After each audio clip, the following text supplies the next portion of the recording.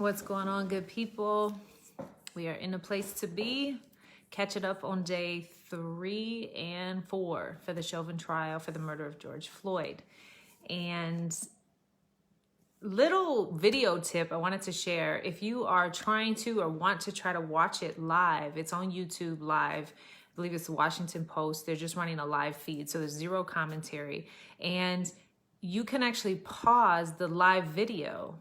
Do whatever you got to do, live your life, work, deal with your kids, errands, everything else. And then when you can press unpause it and it'll pick up right where you left off, not where it's at live. So that was a little hack I figured out today after missing things here and there. And I realized you can just pause it according to your schedule and it'll pick up as you need to. Another thing I figured out was they run it on that live feed. They will run it again in the evening and they'll just run the whole day again. So in case you want to stay up all night for some crazy reason.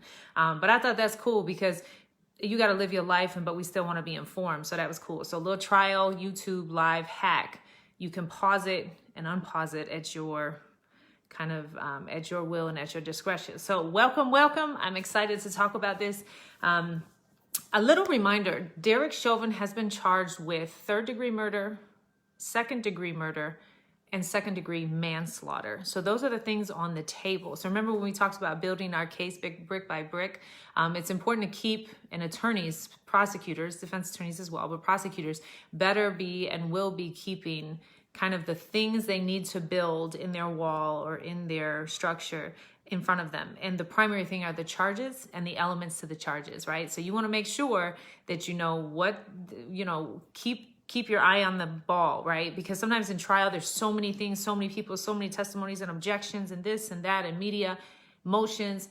But at the end of every day, you got to go back to, did I get the bricks I needed to get to build the wall for ultimately the charges that I'm trying to meet, right? And the prosecution wants to meet the highest one in this case, which would be the 2nd-degree murder charge, and the lowest being the 2nd-degree manslaughter. So it's 2nd-degree murder, 3rd-degree murder, and then they've also have the 2nd-degree manslaughter. And all of them have different elements and different things that the prosecution would have to meet in order to for Mr. Chauvin to be found guilty. So all of that is good in this case because it doesn't just give the jury one option, it gives them ways to kind of split the baby. And in case they're not comfortable with one, they'll go ahead and have other options. So all that is good news in the sense of from a justice perspective. So yesterday, day 3, so if you remember, we ended day 2 with our firefighter sister, the off-duty firefighter sister who happened to be on the scene. And so they picked up the next morning because remember, it got a little heated. They had to calm everybody down and bring her back. So they brought her back first thing yesterday morning and a really quick finish. And the finish was basically, the defense attorney, if you remember, was crossing the firefighter woman and basically got up and said to her, did you have any ID with you on the scene? Did you show any ID, I should say, to the police officers when you arrived on the scene? And of course she said no. And that was all. He said no further questions. And then the prosecution got back up and rightfully so said, did you have any ID to show? She said, no, I was off duty. So he was again just pointing out that, yeah, it's nice that you're here, but thanks for nothing, because they're not going to just allow support from just any random person that rolls up. And P.S., you couldn't have proven you were a firefighter if you wanted to. So that was what they were trying to hit with that. So then we moved to the first kind of new witness of the day yesterday. And so yesterday was all about, it was crazy. If you caught any of it or the news, which I'm sure you all have, was all about seeing George Floyd prior to his death. We got to see videos of inside the store, outside the store, on the street cam, the cops cams, the ambulance cams. We saw more footage, and it just is a reminder of how many things are recorded nowadays, y'all, because like you can't do or go anywhere, and you shouldn't be going or doing anywhere to do things that you shouldn't be doing. So anyway, but the good news in this case was there is so much footage, because a lot of times you don't have that footage, and what happens is that's where a lot of fraud and deception will come into play, and there's areas for institutions to kind of fill those gaps when there's no footage to show for it. So in this case, we know we obviously have all the footage, the different camera effects and angles on the actual murder and killing itself of George Floyd, but I didn't realize, this was news to me, and I knew it, but I didn't necessarily realize how much footage there really was. So what was dope about yesterday is they call up the clerk, the gentleman gentleman who was in Cup Foods. Remember, that's the store on the corner where all this took place. George Floyd went into Cup Foods, and we watched video of him roaming around the store, doing lunges, kind of being a little, just kind of edgy. And he was kind of tweaking is what it looked like.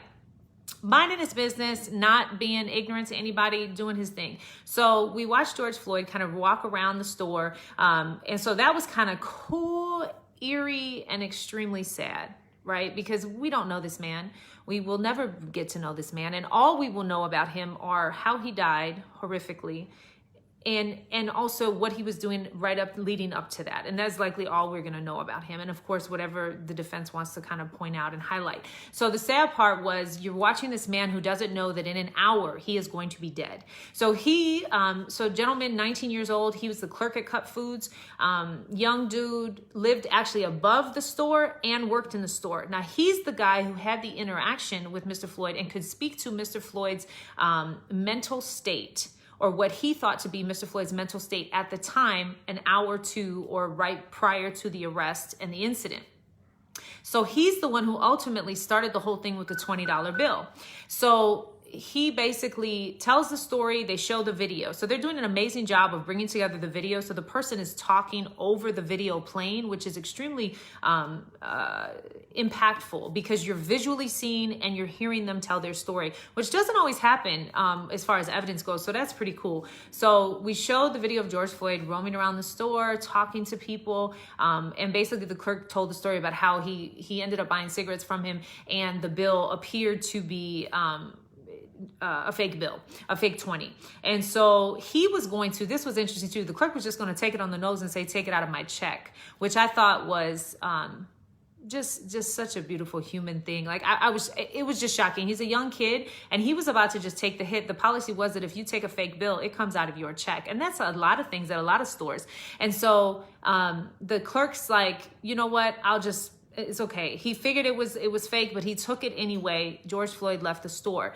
After he begins to check it, I guess he rethought or kind of just went back like, nah, I want my $20, yo. So he went ahead and went to somebody to report the fake 20. At which point, and I want to point out here, poor leadership across the board. His supervisor of this Cup Foods tells this young dude who is a clerk, who's probably making $7, $8, $9, $10 an hour, tells him to go outside because they could still see that Mr. Floyd was sitting in the car that he had rolled up in, to go outside and confront him about that $20 bill and ask him to come back in the store because the supervisor wanted to see him. Where does he live? Because first of all, I'm not going out of the store to go confront anybody over a $20 bill. But that just kind of goes into the mode of like, who's making these decisions? Why this happened? So this young dude goes outside, goes to talk to George Floyd. And again, we have footage. Like, this isn't just testimony. Because there's street cams, as the gentleman's testifying, the camera is also showing. So the prosecutor has lined it up so where the visual evidence is lining up with the testimony. So it's extremely powerful. So we see this gentleman come outside, go talk to George Floyd. George Floyd, he doesn't actually talk to George Floyd. He says he was in the front seat, kind of just frustrated and upset. There's a gentleman in the passenger seat and a woman in the back, and basically says, hey, we need you to come back in. Well, of course, George's like, oh my God, why me? And he said he was just kind of fussing. The gentleman in the front said, no, we're not coming back in.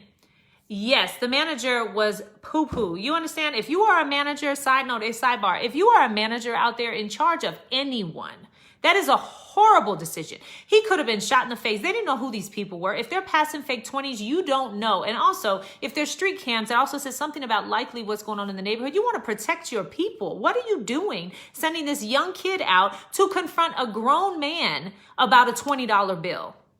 Okay, so that's another whole thing. We can have a discussion on leadership. P.S. Don't do that. Anyway, sends him out once. George Floyd and the homie said they're not coming back in. This is what also tripped me out. They still sat in that car. George Floyd sat in this car after they said that my manager wants to speak to you. He says no. The kid goes back inside, and at which point the kid goes back to the manager like, he's not coming in. Okay, this is another opportunity to $20, let's wash it, let's keep it moving. Oh, no, not this Cup Food manager. No, sir. This Cup Food manager was like, go back out there. If that would have been my baby, and I hear that his manager was sending him outside on a rogue mission for a 20, are you kidding me?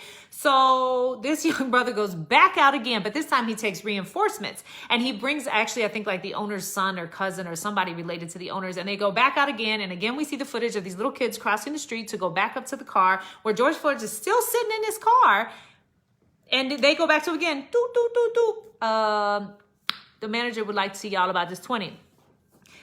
Once again, they say no, and ultimately the kids go back inside, at which point someone says, forget it, call the police. This is when obviously everything changes.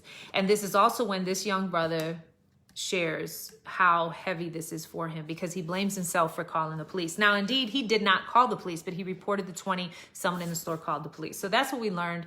And this poor gentleman says he feels guilt and disbelief, and says, if I wouldn't have taken the bill or would have just been silent about it, none of this would have happened. So again, we have the community, and especially in communities of people of color, people sharing the burden of what the system does to people. So that was extremely sad to me. So there was all these witnesses from inside the store. Then there were two gentlemen who were outside. Remember, we first met the jiu-jitsu guy, firefighter girl, and a couple of the miners who were just walking down the street. That was the crowd outside. This gentleman, the clerk, was inside. Now they take us back out to two more outside witnesses. The outside witnesses were the older gentlemen's voices on the tape. There was older gentlemen voices who had been yelling like, just get in the car, bro. You should have listened. Just get in the car, bro. So they had that gentleman get up on the stand. Now this is the older brother who, in any neighborhood, if you've ever lived in the inner city or anywhere, where you always got Uncle so-and-so down the block who wants to help everybody and who always just kind of walking around and talking to people. This is who this gentleman reminded me of. And he basically he said that prior to that day, when he was just strolling down the neighborhood, he said that he 5 days earlier had recognized Officer Chauvin at the time, seen him, and he said he would just randomly go up to police officers and say, hey, I respect you. I want you to go back. I pray you are able to go home to your family tonight. Please let anyone that you meet or myself go home to my family. So that was like his little mantra, and that's not word for word. I'm paraphrasing, but it's something to the effect of, we respect you. We want you to go home. Please allow us to go home. And that was his little way of just, trying to help a situation, right? Help the young people, help the officers. And that was his little way to bridge it, right? So he was known for doing that. So he spoke that when he passed by, he recognized that Officer Chauvin as the gentleman he had just spoke to 5 days prior, and told him, please let us go home to our families in one form or fashion or another. I thought that it just was silence for me for a moment. And that was it was powerful. So then he actually had an interaction with Chauvin after they took away George Floyd, and we saw the body cam on that, and he was like, why did you do that? Why didn't you just da da da? And he said, well, that was a big dude. I had to do what I had to do, basically, is what Chauvin said. So we got to hear Chauvin's response after George Floyd was dead on a body cam, which was powerful as well. And a lot of times, like I said, you don't have this kind of evidence. And then they called, and the final, the other thing was the gentleman, the older gentleman, Uncle Homie, who lives on the block. Just a second. The uncle guy, he basically also said that when they played the tape, and George Floyd was crying out for his mother, this gentleman broke down on the stand, broke down, ugly cry when he heard him yell for his mother.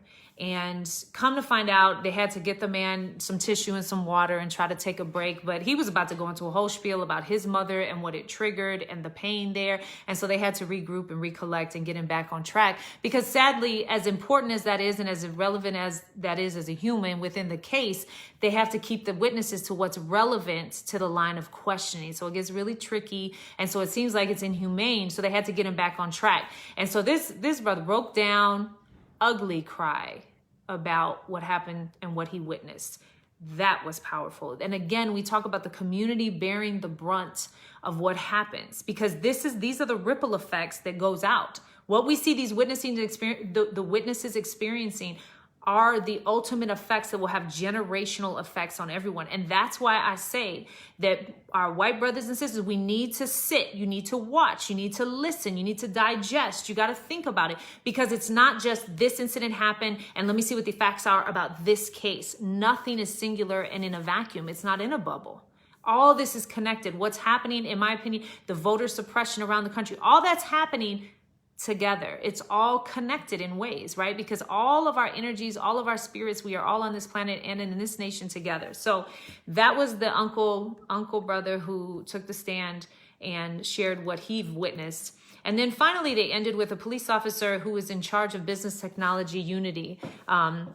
The technology unit for records. And so they brought him up to be able to speak to and lay the foundation for all the body cam, all the footage that we were seeing. They had to bring in somebody to lay the foundation for that.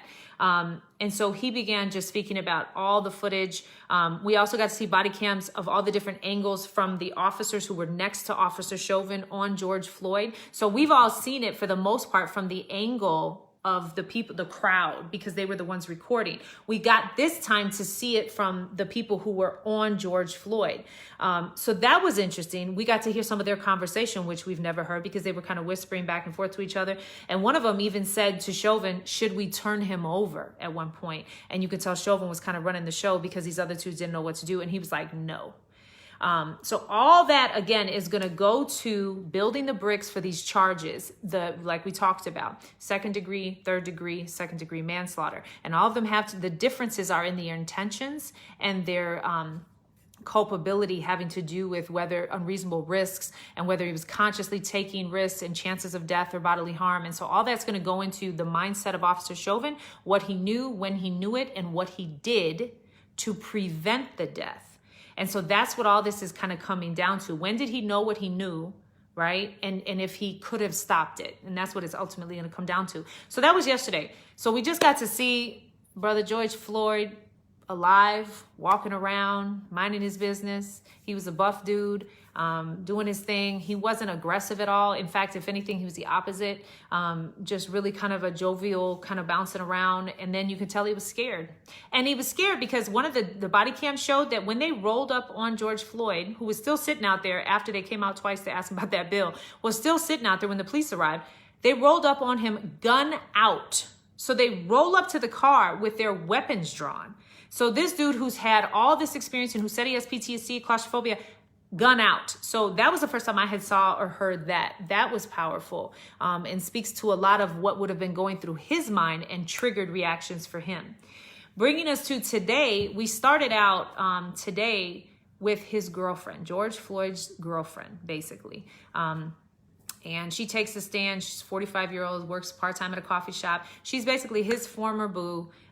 They have been together, it sounds like, on and off for a couple years. And the biggest reason for calling her was to lay his professional history, his work history, to talk a little bit about, give the jury a feeling for kind of who he was, and then also wrap in his opioid addiction and his addiction problems, right? And little kind of side note here is when you have something like that, where you have something that, yes, he was, Valerie, when you have something like that, where there's like kind of this thing in the case that's not necessarily how you would like it. It's not ideal. There's always those facts. You as the prosecution want to get it out in front of the defense. So if you can frame something, and we know this, if you can frame something in an argument or frame something anywhere, if you address it before someone addresses you about it, it's usually going to come across in a better way. So they call the girlfriend to basically preempt and bring out all of the addiction. And so she was sharing how they used together. They used opioids. He eventually transitioned, it sounds like, to heroin.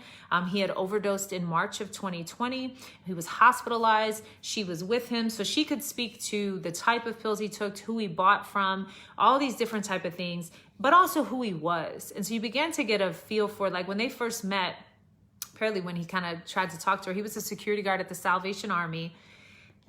She was having a rough day visiting someone there, and he kind of came up to console her, and he asked her, can I pray with you?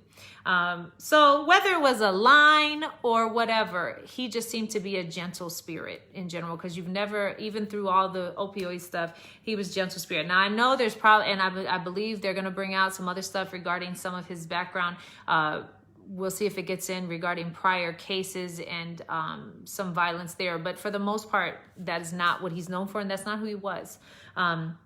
So anyway, so they meet. They just talk about their relationship. She talks about when he used the overdose. And even when he had overdosed, the reason this is important, because the defense counsel is going to say that he was overdosing, so therefore it wasn't Chauvin who killed him. He was going to die anyway. And sadly, he had already overdosed once before, and she has seen him when he's taken these other pills, and he had never died, even during the prior overdose. So that kind of argument goes out the window, even though he was trying to make that. Like, you saw him before and he had foam around his mouth, so that's why he had foam around his mouth on that day. So they're trying to attribute it to that versus the knee on the neck. Anyway, they bring up a gentleman called Maurice Hall that I think we're going to hear more about. And he apparently, I think, is probably who was with George Floyd in that passenger seat, and sounds like he was one of his dealers. So that's going to come out. The dry substance we talked about. And then they brought in paramedics today. So the paramedics, we got to see more body cam, more footage from inside the ambulance, because now they could lay that foundation. The paramedics spoke to, and they showed pictures when the paramedics arrived. And you know, ambulances pull up, they're loud, you feel their presence, they come out with all their equipment and all their things. When they came out, and all the footage has showed since then, when they came out, the officers were still on George Floyd despite the ambulance rolling up. That's what's so crazy. Like, they had to tap them, like, get off. So it wasn't like, oh, we hear them coming, let me jump off. Oh, no. They were still on there, like, not moving. And I think at this point, arguably, they had just gone to some other place in their head and knew that the gig was up. I don't know. But the paramedics testified to, he had no pulse on the scene. Basically, he was dead. They were never able to get a pulse. He was dead when they picked him up, pretty much. They tried any and everything. They tried this Lucas machine that I thought was pretty cool looking. They put that on him, and that will do chest compressions in lieu of a human. So, and then they began to talk about, and the other thing they got out from them was like, hey, what could have been done if they would have initiated these endeavors sooner, the chest compressions and potentially CPR? What could have helped? What could have been done? So they were able to get that out. The other crazy thing was they said that the EMTs needed and were waiting for the firefighters. Now remember, we got homegirl off-duty firefighter who was on the scene. And so that is the tragic part of all this, is that when the paramedics picked up Floyd, they moved him quickly to another location. Remember, we said load and go. And then now we have the paramedics saying, I needed fire to get there because I needed more hands and I needed other people to help me. And the tragic part is homegirl was there from the beginning, standing on the corner. So chest compressions for the first time only started at the direction of the paramedic in the ambulance. He had to tell the police officer while he was doing a bunch of other stuff, start compressions. So nothing had been done. They had rendered zero medical attention or aid to George Floyd. And it was only at that point by the instruction of the paramedic. The paramedic also said he was the one who took off the handcuffs. So that whole time, this whole time, even in preparation, he wasn't moving anything else. They didn't remove the handcuffs. They didn't do anything until the paramedic did it. So that was an interesting piece of information. And all this is showing all the points at which, in critical thinking and analysis, different decisions could have been made that would have given us a different outcome.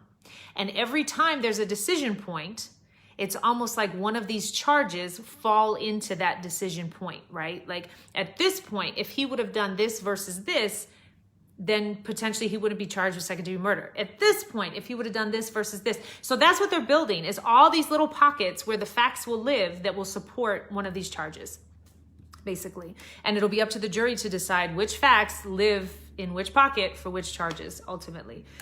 They brought in the firefighter. So there were two paramedics, one firefighter who knew the off-duty woman, who said he knew her from working. He knew that she was visibly upset. And when they took George Floyd to the hospital, he sent a truck back to find out what was wrong with her and to see what was going on with her, because she was visibly upset and worked up. And so he went back to talk to her, and that's when he figured out what happened.